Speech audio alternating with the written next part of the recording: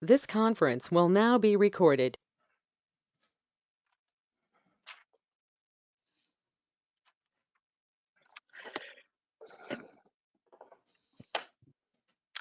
And good morning to all, and thank you for joining us for this public-private dialogue on energy organized by EGBA and the ABD.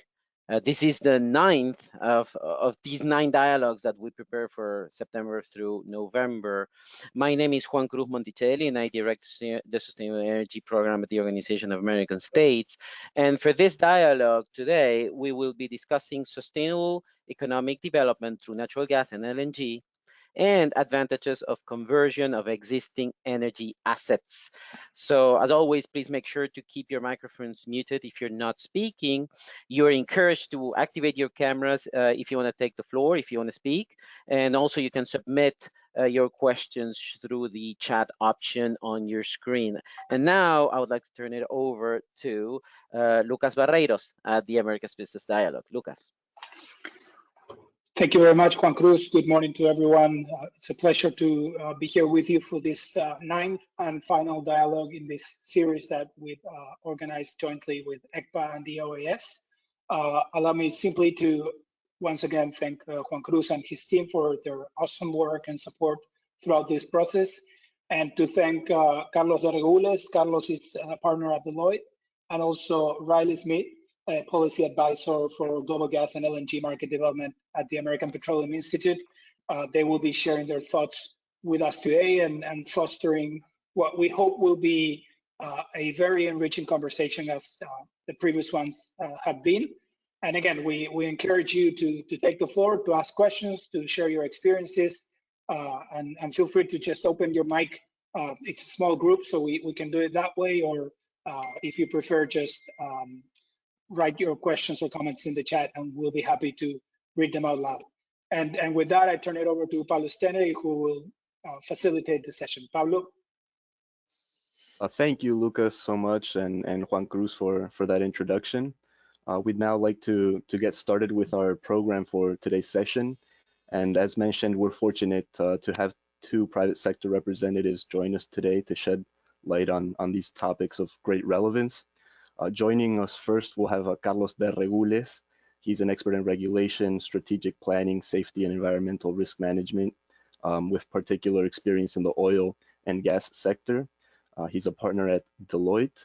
And Mr. Darrelles will be providing a presentation to address best regulatory practices, technologies, and other long-term strategic considerations for the natural gas industry in the region. Then we'll hear from Riley Smith, policy advisor of global gas and LNG market development from the American Petroleum Institute, who will provide an overview on the natural gas and sustainability, and how to adapt LNG projects to existing conditions and stimulate the conversion of existing assets. He'll also tie this in with the Americas Business Dialogue's 2018 recommendations and the white paper that was drafted by the Energy Working Group in the context of the ECPA ministerial held in Jamaica this past February. So with that, it's my pleasure now to invite Carlos Darrelles to provide his presentation. Carlos, thank you once again for joining us. The floor is now yours. Thank you so much, Pablo, for having me, and good morning to everybody. I guess just as a brief introduction of myself and why I'm here, I'd say that I spent the last before joining Deloitte early this year. I was a regulator in Mexico. I was responsible for launching the ASEA, the regulator for the oil and gas, the technical regulator for the oil and gas industry in Mexico. And prior to that, I spent 18 years in Pemex in different positions, all of them concerning environmental safety and strategic planning. I'm also part of the International Energy Agency's network of experts on methane regulation, and that's the topic that I want to address today with you this morning. So there is no doubt that natural gas is already playing an important role on economic development in the region. there are multiple plans and policies that are underway with different angles, but with a common declaration that goes roughly, we need to harness greenhouse gas emissions from the natural gas industry in order for natural gas to deliver its promise on economic development. We need to deepen the environmental agenda. But these are sort of generic statements. And then these policies argue on the benefits of gas as a less carbon intensive fuel than coal, which is absolutely correct. But they generally don't touch on methane emissions or say pretty much it will be important to consider methane emissions at some point. So I get this feeling, and I don't know if you share it with me, I get this feeling of plan continuation bias or tunnel vision that is somehow preventing us from realizing that managing methane emissions is actually a condition to the existence of a long-term successful natural gas-based economic development in the region. Methane is the second most important greenhouse gas in the economy, and it is the first one in the natural gas industry. Methane can trap 80 times more heat than carbon dioxide, than CO2 over a 20-year period of time. So eliminating methane emissions is one of the most urgent actions we can take to cool off an already overheated planet. So with that, let me just start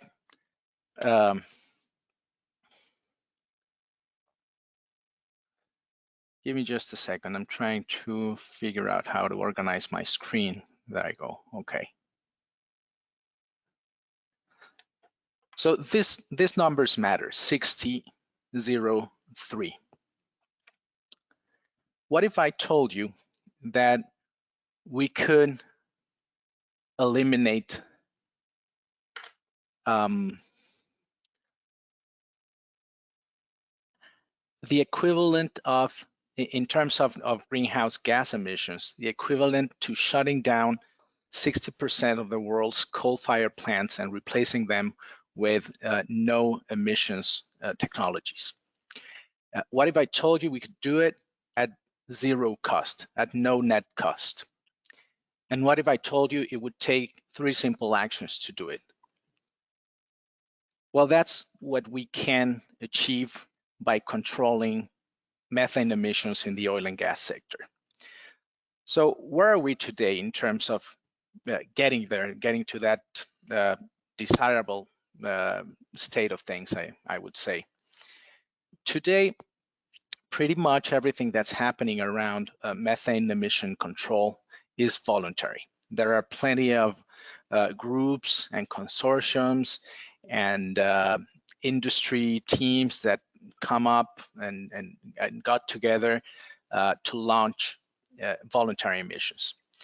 But there are limits to what can be achieved by voluntary emissions. Voluntary goes as far as the will goes.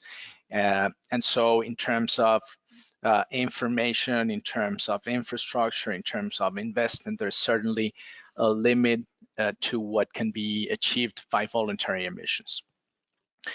And this is why we need effective targets and policies and regulations to create an environment of certainty for the different players in the natural gas industry to achieve this. This is why Canada and Mexico in the continent have moved forward and put federal regulations concerning methane emissions out there. And there is, I would say, momentum building in the region. Argentina is beginning to have important conversations around regulating methane. Colombia is, and there are different conversations around the region happening as we speak. I think what these regulations should aim at is to produce regulatory certainty by adopting good regulatory practices, like, for example, adopting a best available technique approach, which is a flexible way of regulating an innovative sector such as the oil and gas sector. You don't want to create prescriptive regulations, and you want to enhance and you want to incentivize creativity and innovation. Also risk-based targeting and inspection. So you also want to be strategic about who you are regulating and which kind of sources of methane emissions you are targeting. And also you want to have space for correction. This is not about going after the bad guys. This is about corrective enforcement and how you put the right incentives out there for industry to correct things. And obviously, standardized monitoring, reporting, and oversight initiatives. So this is in a very brief nutshell how we get from here to there, building on upon the existing voluntary emissions that have yielded interesting results, but going a step forward and setting a level playing field for everybody in the business, in the natural gas industry, to follow. There are obviously challenges. Every country has its specific context, and the region, I would say, shares a series of challenges. How do you regulate emissions in countries that are producing natural gas, as opposed to what kind of rules you adopt as a country that is an importer of natural gas? Or, well, how do you establish a framework, a regulatory framework that is both valid for NOCs and IOCs? How do you deal with regional infrastructure, with gas pipelines going through different countries, and do different rules apply to the different sections of these pipelines going through different countries? So there are a series of challenges that are regional, and perhaps also thinking about the solutions in a regional scale could help the debate. So with that, I would end this initial presentation, and probably just asking, maybe we can make a deep dive in the following minutes in terms of what's next. If we recognize that harnessing methane emissions is a sine qua non condition for the success of a natural gas-based economic development in the region, what's next in terms of harnessing these methane emissions? Is it regulation? Is it, okay, let's first start by understanding and setting standardized baselines across the region. Is it establishing a methane observatory as the European Union is going to do in a short period of time? So where do we go? What are the next steps? That would be probably my question to the group. So thank you for your attention, and eager to listen to your comments and questions.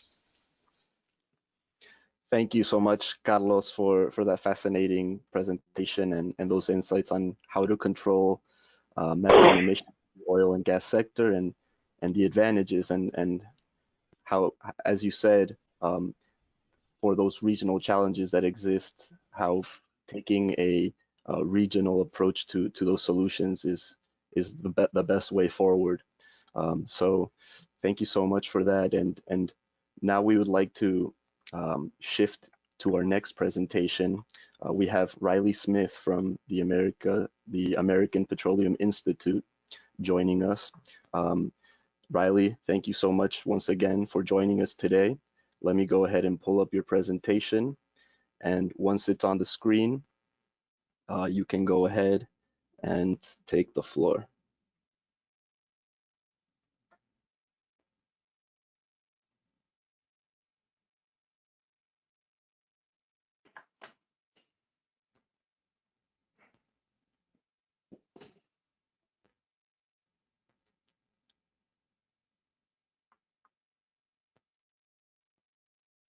Okay, Riley, the floor is yours.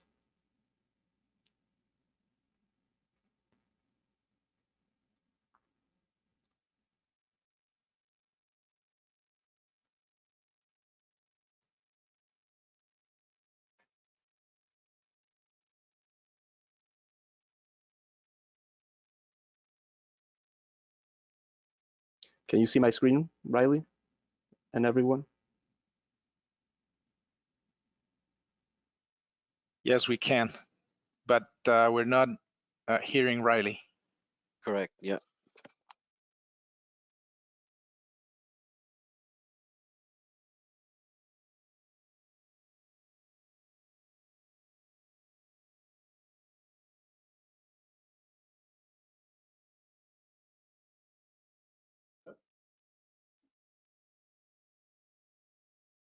We heard you a little bit there. Okay. Yep. Good. Perfect. Yes. Perfect. Yeah. Sorry, sometimes I have problems syncing my AirPods to the different apps and everything.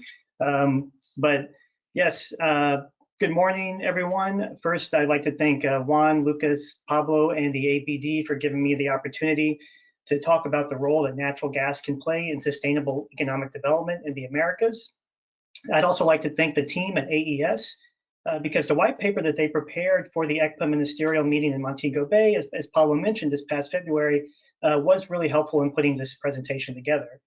And as as we were talking about, given the current conversation on the role that natural gas can play in an energy transition, this is a very important topic because often the focus is on the benefits of using gas to displace other types of fuel in the power sector. As you'll see, this is certainly an important aspect of increasing natural gas adoption, but what is often not talked about as much is those sectors where there currently is no cleaner alternative to natural gas.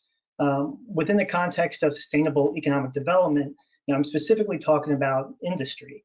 The role that natural gas can play in helping countries expand their industrial sectors while reducing greenhouse gas emissions or just emitting less than other types of fuel types is one that we at API are trying to shine more of a light on.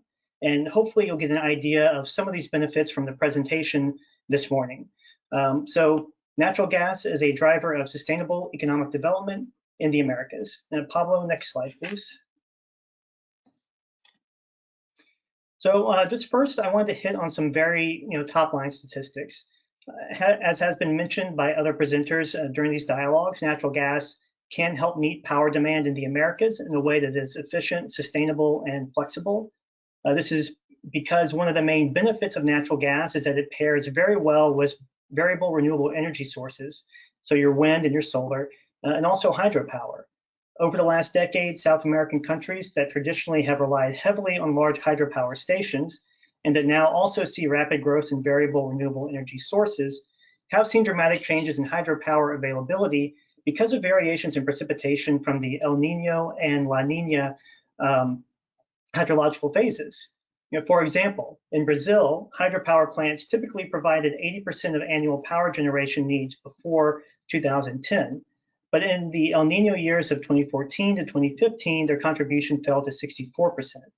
And similar situations exist in Colombia and to a much lesser extent in Argentina and Chile. And it is during these times when gas power generation can really take up the slack. The slide highlights a couple of the benefits of natural gas compared to other fuel sources. It produces half the carbon emissions that coal does when it's burned and produces no particulate matter. More applicable to Central and South America and the Caribbean, it produces 30% fewer carbon emissions in diesel and heavy fuel oil. And then within the broader region, there are 18 countries that do not have access to natural gas.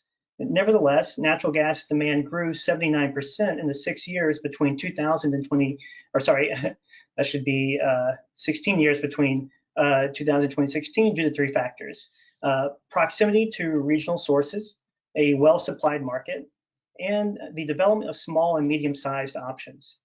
Now, let's look at the connection between access to natural gas and development.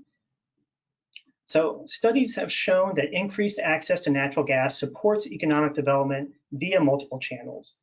These channels differ on whether the country is a natural gas producer or whether they are an importer.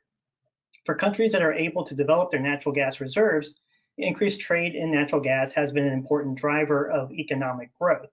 And in these countries, the production and export of natural gas, whether it's pipelined or as LNG, supports hundreds of thousands of jobs in the region. For importing countries, the import and distribution infrastructure also supports economic development. But I want to point out how industry benefits in both producers and importers. A 2010 study that looked at 67 countries, including 9 Latin American countries, over 13 years, drew a direct connection between natural gas consumption and economic growth. The paper actually found that this connection was bidirectional in both the short and the long run. So it's not simply a case of a growing economy needing to consume more natural gas. There was a statistically significant interdependence that was observed between those two factors. 4 years later, a study focusing on the US natural gas market showed that the mechanism by which natural gas benefits the economy is via the supply of the resource, regardless of the price variation and method of access. So what does regardless of the price variation actually mean? What the study found is that the general supply of natural gas is the primary means through which the US natural gas market impacts domestic economic activity. And the sensitivity analysis did not find that demand, which follows seasonal trends and along with supply helps determine prices, was a significant factor. This really underscores the importance of promoting general access to natural gas, regardless of how it's delivered. And once again, I want to draw your attention to the industry bullet in both boxes and share some numbers with you. In the United States, the National Association of Manufacturers and IHS Economics estimated that increased access to shale gas in 2015 supported 1.9 million additional manufacturing jobs in industries using natural gas, nearly 350,000 additional jobs from pipeline construction, and an additional $50 billion in GDP from operation and maintenance activities for pipelines. Just to give another example, Argentina. In the 1960s, natural gas represented just over 7% of the country's primary energy mix. Actually, Pablo, you can go back to the previous slide because we'll get ready to go to that one in a second. By 2018, the percentage of natural gas in primary energy mix had actually risen to 53%. One of the main beneficiaries of this increased access to natural gas was Argentina's industry sector. In 2018, the petrochemical, steel, and food industries used 3.8 million metric tons, or about 180 BCF, of natural gas. It's around 11% of all natural gas consumption in the country that year. And the industrial sector now represents around 23% of Argentina's GDP and employs around 21% of the country's population. So how can countries increase access to natural gas? And next slide, please. So this is where ABD's 2018 recommendations for enhancing the sustainable use of natural gas come in, specifically recommendations number 25 and number 27. Recommendation number 25 encourages governments in the region to facilitate improvements in the efficiency, cost, reliability, and emissions of electricity production through the physical and regulatory integration of regional markets, enabling the efficient purchase and sale of electricity, and utilizing market-friendly regulations that improve access to renewable energy and natural gas. And then recommendation number 27 encourages governments in the region to establish a transparent institutional framework process, incorporating private sector expertise, to facilitate long-term energy planning and the sustainable development of natural gas to improve the diversification and resilience of energy production.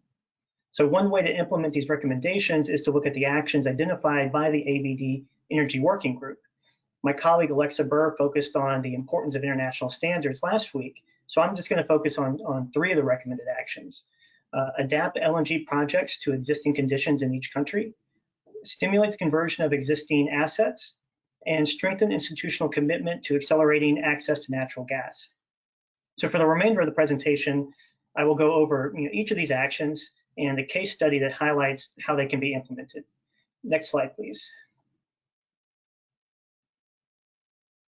So the first recommended action is adapt LNG projects to existing country conditions. And it has been discussed in previous presentations, LNG infrastructure is not a one-size-fits-all solution. And different country conditions are going to require different types of LNG projects that can meet demand, but still be economically viable. One metric you can look at is market size. So the figure on the left is from a 2017 Oxford Institute for Energy Studies report on the potential market for LNG in the Caribbean and Central America. It's a few years old, but I think it does a good job of showing just the range of installed power generation capacity there is across the region. And that's really the point I like to kind of convey with this graphic. It's just that range that you're trying to have, which is going to require different ways to kind of meet that demand. The figure on the right is from a 2019 IDB report on unveiling the natural gas opportunity in the Caribbean. It shows the expected installed generation capacity for several Caribbean countries from 2016 to 2023. There's less of a range of expected installed generation capacity than in the figure on the left, which includes Central America. The main exception in the figure on the right is the Dominican Republic. Most of the other countries just don't have an electricity market big enough to make a traditional onshore LNG import facility economically viable. Previously, the predominant way of thinking was that large LNG facilities provided the best economies of scale, but that also means that they're very expensive. The LNG terminals in Chile and Panama cost more than $1 billion each. When it comes to the market size needed to make an onshore LNG facility economically viable, the natural gas white paper says that it's at least around 500 megawatts. From these figures, you can see that the market size is there for a number of countries in Central America and the Caribbean, but there are other factors that would need to be taken into account beyond just the market size. Next slide, please.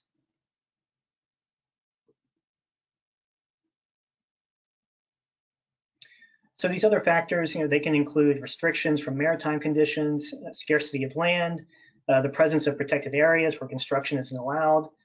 And again, also just the issue of insufficient demand.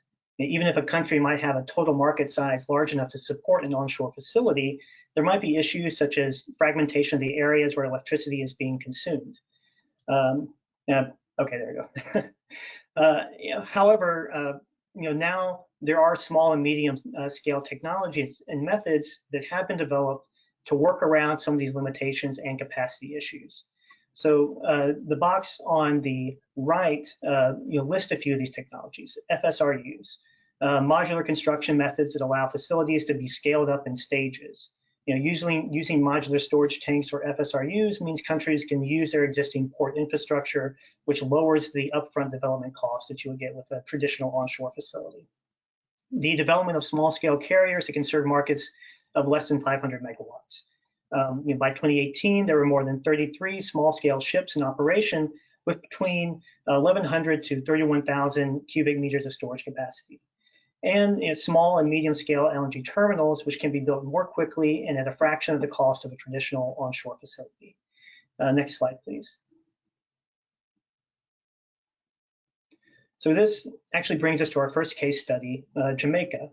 Jamaica was considering importing LNG as early as 2004. At that time, it had signed an agreement with Trinidad and Tobago for 1.1 MTPA of LNG for 20 years, starting in 2009. The LNG was to be used in the Jamalco bauxite refinery and the Jamaica Public Service power plants. When this agreement and the subsequent attempted agreement with Venezuela fell through, Jamaica's government issued tenders for LNG infrastructure and supply in mid-2011. However, there were concerns that throughout 2012 and 2013 that LNG would just be too expensive given the relatively small demand. Then in November 2015, JPS signed an agreement with New Fortress Energy, a subsidiary of a the US-based Fortress Investment Group, to supply gas to the 120 megawatt Bogue power plant. By October 2016, less than a year later, New Fortress Energy was supplying gas to the power plant. So how did they do that? How did they find a way to make LNG delivery to Montego Bay economically feasible when the volume of consumption and the location of the power plant would make it very difficult to construct a traditional onshore terminal? Instead of constructing a large onshore terminal, New Fortress Energy built a small-scale terminal with bullet tanks that provided 7,000 cubic meters of storage capacity. Then to deliver the LNG to the small-scale terminal, they used an unusual setup. New Fortress Energy actually chartered an LNG vessel to serve as a floating storage unit that was moored in a bay on the south side of the island. Then They then chartered a small LNG vessel to serve as a shuttle tanker between the FSU and the small-scale terminal. About once a week, the shuttle tanker would lift cargo at the FSU, then sail around to the northwest coast where the small-scale terminal is located. After regasification, the natural gas could be delivered via pipeline to the power plant. Since its first delivery in October 2016, the small-scale terminal is now supplying numerous industrial users as well. And it was really this willingness to adapt LNG infrastructure and delivery to Jamaica's particular conditions and needs that is helping the country transform its energy mix. Like a lot of countries in the region, Jamaica's energy mix includes a higher proportion of oil derivatives. In 2015, petroleum-derived liquids accounted for around 89% of the country's generation mix. By 2017, natural gas had increased to nearly 20% of the country's electricity generation mix. I think the case of Jamaica is a really good example of the application of new technologies and creative thinking to work around the market size and also geographic restrictions that had previously hindered LNG infrastructure development. Next slide, please.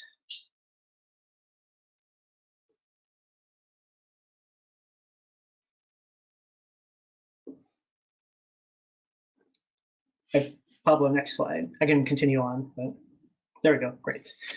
So the second recommended action is to stimulate the conversion of existing energy assets. In 2017, diesel and fuel oil powered 5,634 megawatts of installed thermal generation in Central America. Overall, this amounted to an electricity sector bill of about $1.2 billion. Replacing oil products with natural gas in Latin America could reduce energy prices in the region.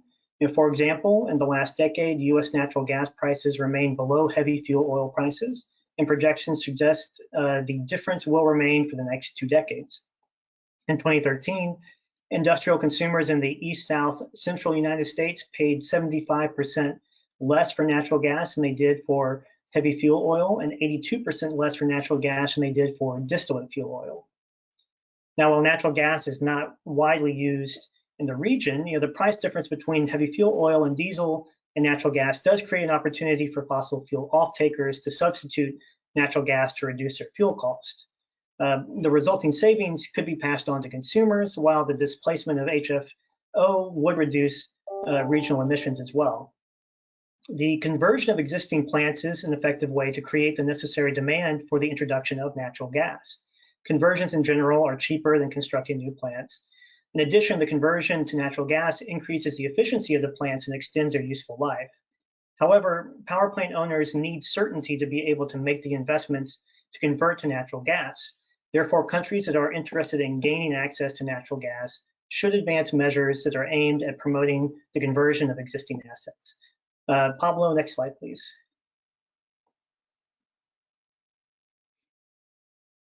So this brings us to our second case study, the Dominican Republic. Both before and after the 2003 start of operations at the Andres LNG import terminal, the government of the Dominican Republic took steps to incentivize the conversion of power plants to natural gas. So what steps did they take? Not all of them were directly targeted at the natural gas industry, but they helped create an enabling environment that supported the development of LNG infrastructure and the increased adoption of natural gas. So in 2000, the government passed a fuels law that exempted natural gas from import duties. At the same time, discussions and negotiations were underway for the Dominican Republic, Central America, United States Free Trade Agreement, which was then signed in August of 2004. And it was this FTA that helped create the legal framework to promote US investment in the Central American and Caribbean markets. Then, in 2007, the government of the Dominican Republic declared the use of natural gas a matter of national interest and issued a mandate to promote its use.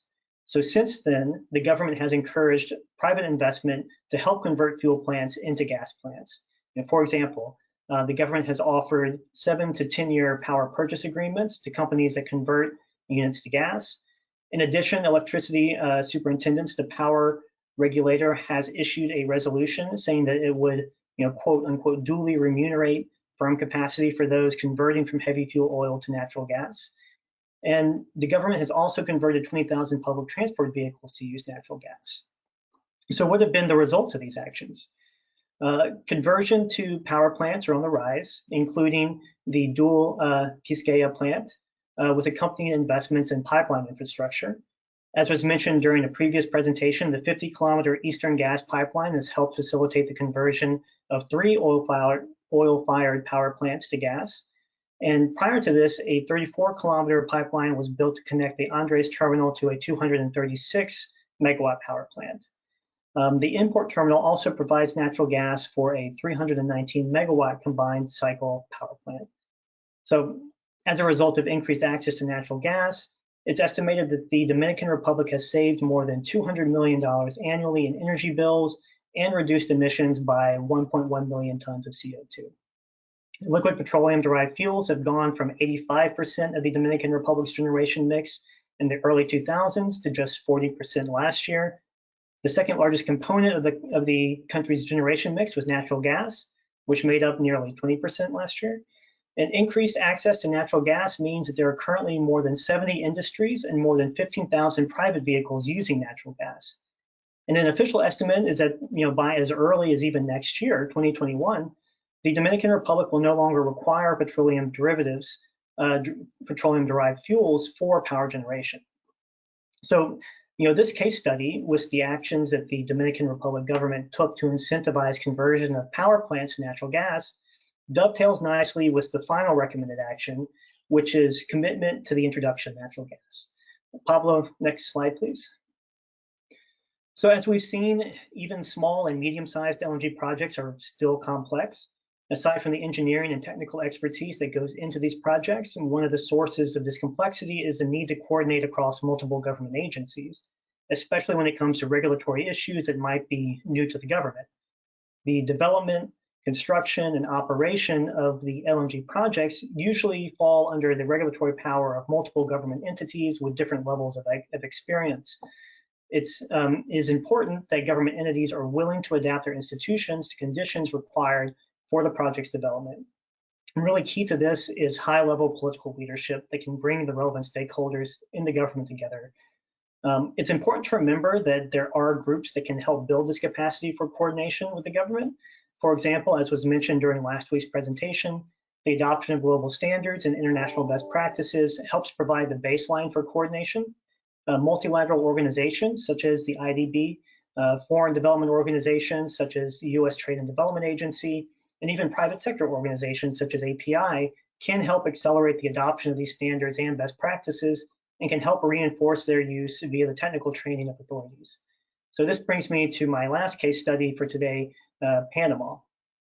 So in 2018, Panama inaugurated the Costa Norte LNG facility, its first LNG facility and the first LNG receiving terminal in Central America, as well as the associated 381 megawatt AES Colon combined cycle power plant. Then in October 2019, AES inaugurated the facility's 180,000 cubic meter storage tank, the largest storage tank for LNG in the Caribbean. So getting the full LNG facility up and running in 39 months involved the coordination of more than a dozen government entities in Panama. And the slide lists just a few, including the Energy Secretariat, which is responsible for overall energy policies in Panama, ETESA, the state-owned transmission company, which conducted the competitive tender initially to supply 350 megawatts of new generation capacity, the National Authority of Public Services, which oversees licenses and concessions for power generation, and the Ministry of Economy and Finance, which is responsible for tax incentives for investment in power generation and distribution. So as I mentioned on the previous slide, there's also an important role for multilateral organizations to play, which both the IDB and IFC, or both the IDB and IFC, provided technical and funding support for this particular project too.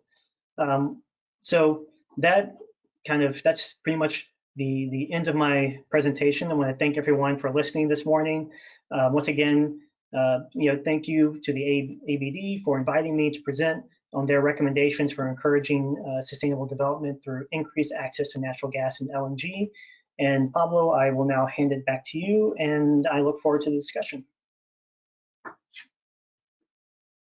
Great. Thank you so much, Riley, for that very illustrative presentation. I think our participants found those concrete examples and case studies quite informative. And I know that there are participants on the line from some of those countries, so perhaps they can share some more details and their perspective on this presentation, as well as Mr. Darrelles' presentation from before. So with that, we would now like to open the floor for the exchange between participants. We invite and encourage all of you to please engage, and please go ahead and make any comments or questions that you'd like by unmuting your microphone or by using the chat feature. And our participants would be happy to react, our presenters.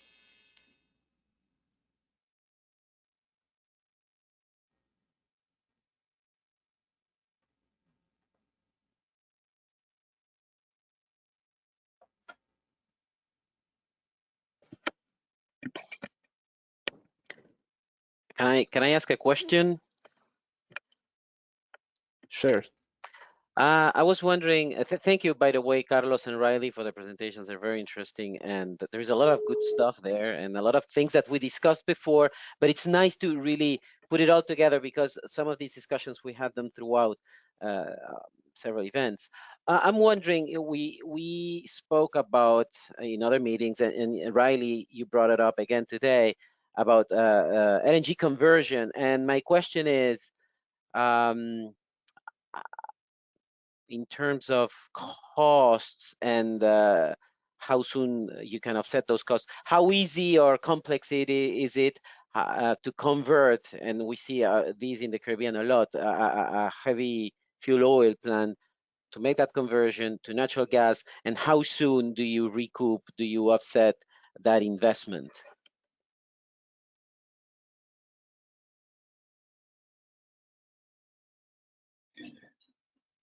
Yeah, Juan, I can certainly take that. I think it's going to be different for each country you're looking at, because again, that's one of the things I found interesting when just putting this presentation together, is there is a lot of creativity that kind of needs to go into how is it that you can apply some of these larger, what have traditionally been larger solutions, to both smaller markets and then also markets where you do have some unique constraints that pop up. One of them might be because you are relying more on potentially older power plants that are using heavy fuel oil or other kind of petroleum derived liquids. So I think it really will just depend on the realistic expectations of what the government, again, kind of going back to the third recommendation about, well, a combination of the second and third. But again, I think what was evident from the case studies for both the Dominican Republic is it wasn't just strictly kind of the conversion or trying to stimulate the conversion of existing assets to natural gas. Again, it was very much kind of a whole of government push to try to get this going. And so when you have that political kind of capital momentum behind it, there are ways to look at accelerating what might seem like it could potentially kind of take a longer period of time without that sort of support, as well as other ways to try to offset some of those costs. So I wish I could give you an exact number, an exact kind of exact timeline of how long it might take to convert some of these assets, but I think it certainly is doable. There are countries in the region that are currently undertaking these policies, and I think that it really just comes down to if they have the political will and political capital to kind of put towards those particular policies. And as I said, in the end, right, the price differential, at least right now, of course, is one thing that at API we're continuing to watch too, because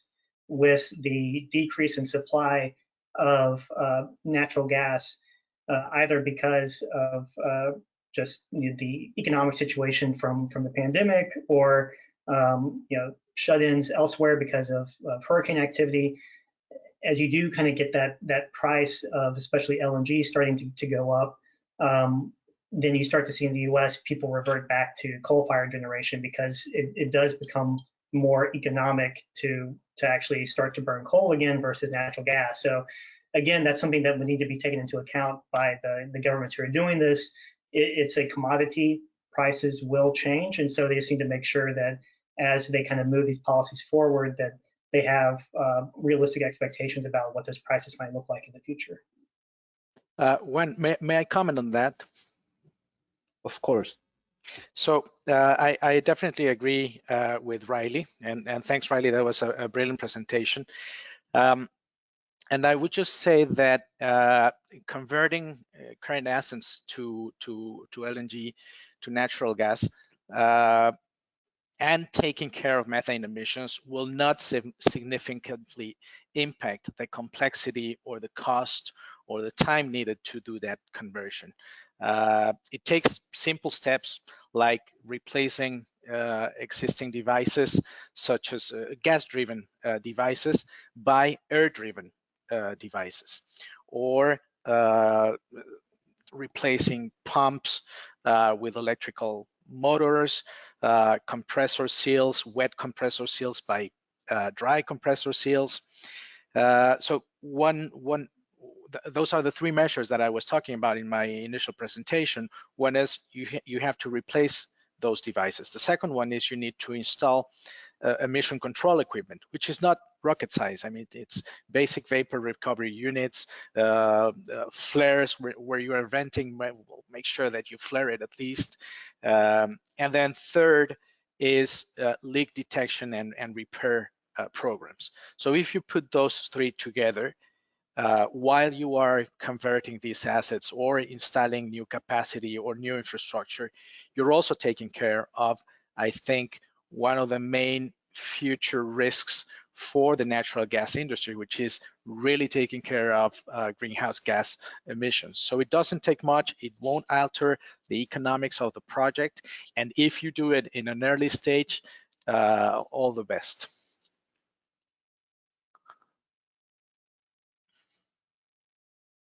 Fantastic, thank you.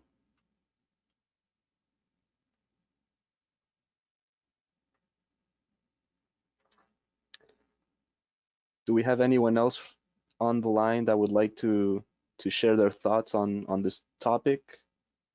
Please feel free to type into the chat as well. I think there is a question on the chat, Pablo.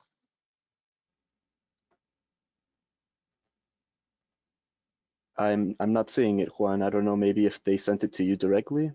Oh, it may be. So the question is from Javier Bonilla, and please feel free to jump in. You know, you can speak up or take the mic, but since we have it in writing now, the question from Javier reads as follow. Good morning, thanks, useful presentations.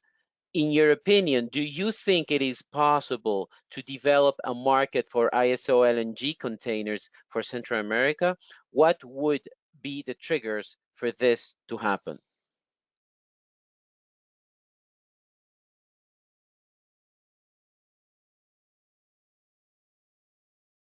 Riley, Carlos, please feel free, whomever would like to take that one.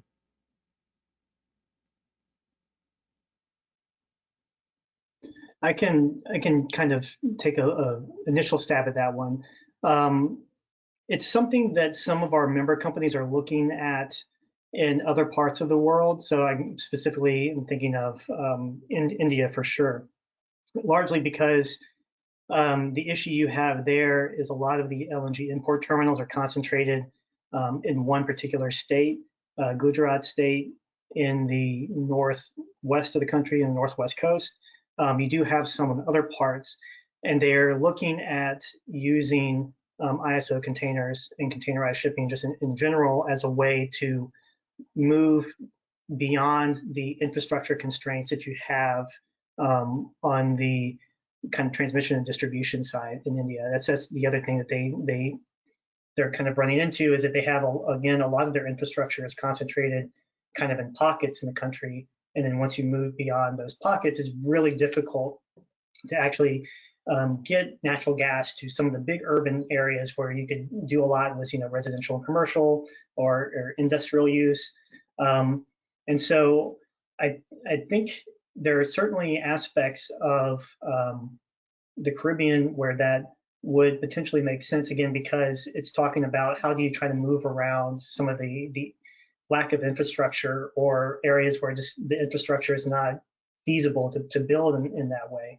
And it might be something, I know that the US government is kind of looking at feasibility studies, not only for kind of projects, again, in the Dominican Republic, but that might be something also that the ADB or ABD, sorry, and IDB could look at too as a potential feasibility study, because I think that would be interesting to look at. It's something also the US, we're actually talking a lot about LNG by rail, again, because of the difficulty in getting some of the pipelines built just recently, or people expecting that. So I think it's certainly something worth looking into. I think I would add to that is, if you think of our ISO containers as a sort of a virtual pipeline, it can be interesting also for methane abatement purposes, where you have remote locations, remote natural gas production locations, and where probably the only way to get that natural gas to the market is via an ISO container. So that's also a possibility. And just to complement on what Riley said, I think the two main drivers for this kind of solution is, one, the size of the market, and two, the relative feasibility of pipeline infrastructure, as Riley said.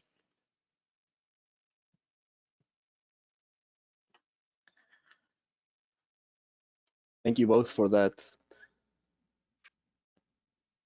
Carlos, I'd be interested to hear, clearly at API, especially just kind of amid the election that we just had in the United States, and also just the conversations in the EU. You mentioned one of the aspects of the EU's methane strategy, which is setting up this kind of international methane reporting verification institute. How do you see the conversation around methane emissions currently playing out in Latin America? We've been so focused kind of, I think, on what has been happening in Europe. I would be interested to hear kind of your take on kind of where that conversation is going, especially, again, given, I think, as you said, it is a very important issue. I would note that a lot of large oil and gas companies are really kind of taking the lead on the conversation, especially in Europe, on how to try to address this. So I'd be interested to hear kind of your observations just on what's happening in Latin America. Yeah, sure. Thank you, Riley. So I've been following this closely for the last couple of years. As I mentioned, when I left ASEA at the end of 2018, we had already published the methane regulation in Mexico, and Canada had just done the same thing. I think Canada and Mexico were the first countries in the continent to publish nationwide emission reduction regulations. Ever since I've become part of the Energy International Agency network of experts for these matters. And I guess the trend that we are seeing around the world, and it is the same for Latin America, is a trend towards establishing standards and establishing a minimum set of rules for the development of natural gas industry. As I said, there is a general recognition in that network of experts that joins probably 60 persons from pretty much around the world, that voluntary initiatives have been very important, yielded very interesting results, but that there is still more to be done. And that gap between what voluntary can achieve and what is needed, the train of thought today is that can only be achieved through regulation and the establishment of aggressive goals and a path forward to achieving those goals. If you look at the IEA's methane tracker, and I encourage everybody to go look for it, it's a fantastic tool.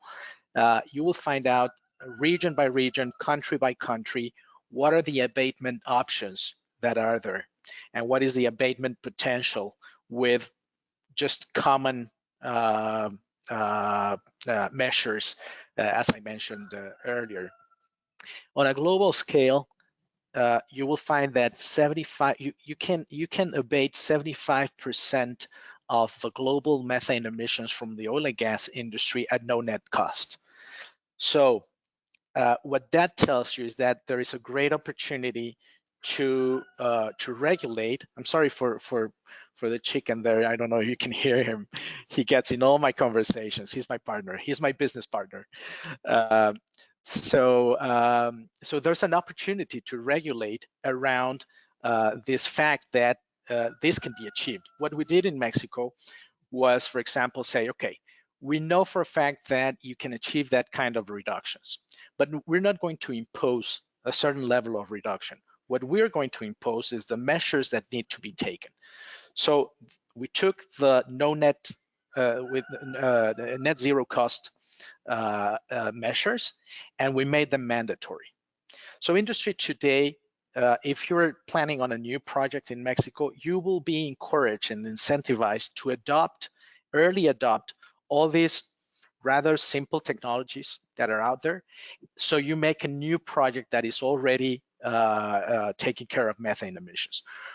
Where I'm going is what I'm seeing in the region, and I'm having conversations in Argentina and Colombia and Ecuador, is the region is moving in that direction, in the direction of regulating and adopting a common framework for at least on a country basis.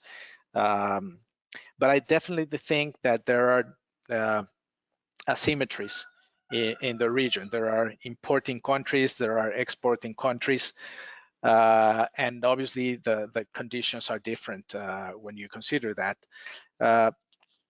In terms of regional solutions, I think it would make sense to look at what the European Union is doing, as you mentioned, with the methane observatory or the methane institute. The purpose of that institute is to sort of bring more transparency and accuracy to the numbers and to what is being reported.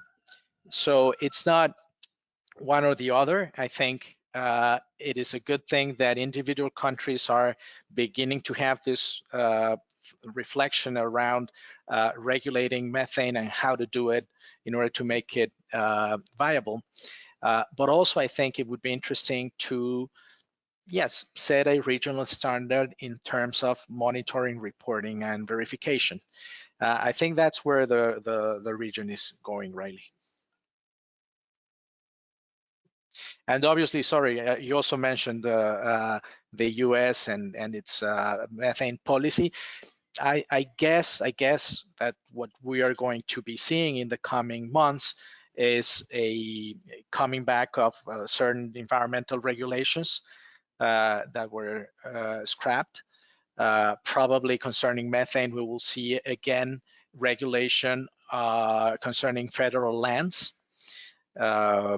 and probably some states moving more aggressively in that direction as well. Colorado, Pennsylvania, probably some others. But definitely, I think this is moving with inertia in that direction. Thank you, Carlos. Yeah, I agree. One thing that we were watching just a couple of weeks ago was the scuttled deal between Engie and a U.S.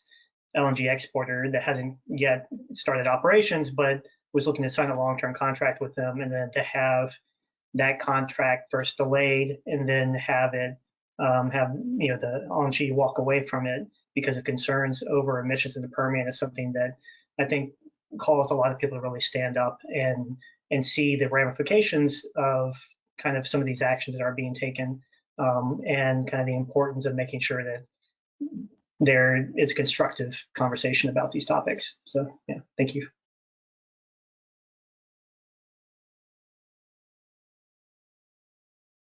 Thank you, Carlos and Riley.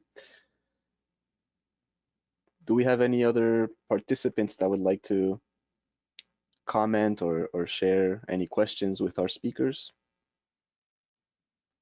please feel free to jump in.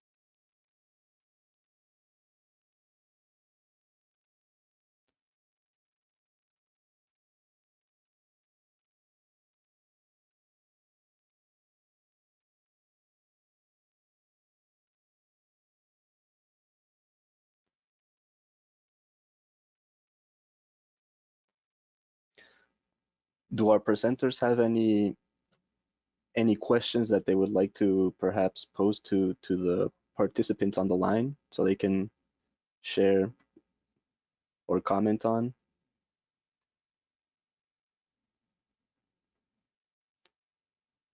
I think Riley and I were perfectly clear, and so there are no questions whatsoever.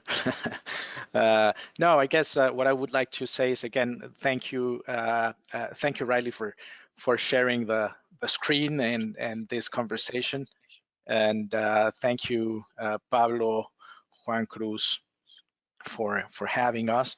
And again, I would encourage everybody, if you haven't done so yet, go look at the methane tracker from the International Energy Agency. It's really a fun tool to use and just raise awareness, raise your own personal awareness and understanding of the issue.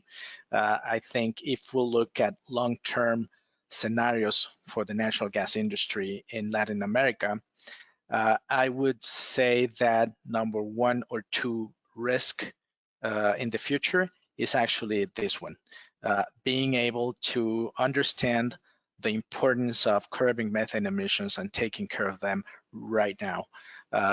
Rest of the things, the economics are there. The case for a less carbon intensive fuel is there. The case for economic competitiveness and job creation is there. I guess there are the traditional knowns of this issue, but the traditional unknown and probably unmanaged issue is methane emissions. So I really encourage everyone to look at it and have a deeper understanding of the issue. Great, thank you, Carlos, and we'll be sure to share your presentation as well as Riley's with the participants after the call, and if they have any more questions or would like to get in touch with you, we do encourage them to reach out to our presenters or to the ABD team or OAS ECBA team to help you make the connections. So if there are no other additional questions from participants, I think we can begin to close this final session of the 3 sessions that were held during November on the role of natural gas in the Latin American and Caribbean energy transition. And we'd like to once again thank our presenters who joined us today and all of the participants on the line. We hope that you found the presentations informative and valuable, and we encourage you to please follow up with us if you have any additional questions or comments. We'd like to once again thank our colleagues from the OAS ECBA Secretariat whose partnership has been extremely valuable in putting together this public-private dialogue series that we have been hosting since September on these topics of great relevance in the energy sector.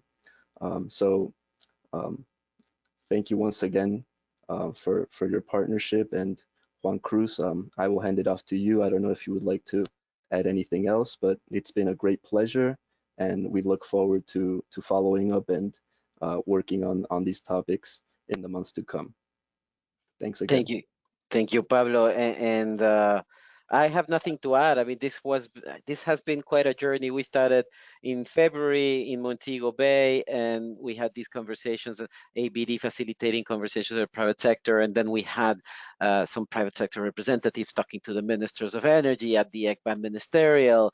We selected these topics, these white papers, which were the object of these 3 sessions and actually 9 meetings, were perused in detail, and we discussed in depth many of the issues. And we did this with this format. And we were planning, and I said this several times, we were planning on having these events here in Washington, and we were going to go to the region and do it in person. Well, it didn't happen, but I'm very happy to see that we were able to have at least these virtual encounters, these virtual meetings.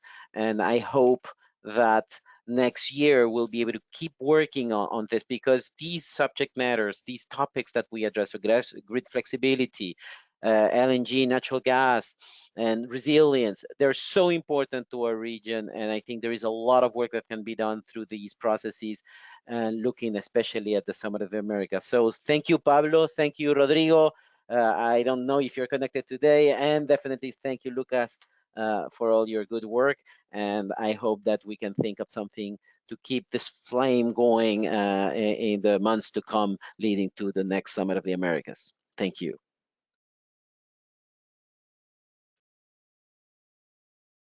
Thank you. Take care.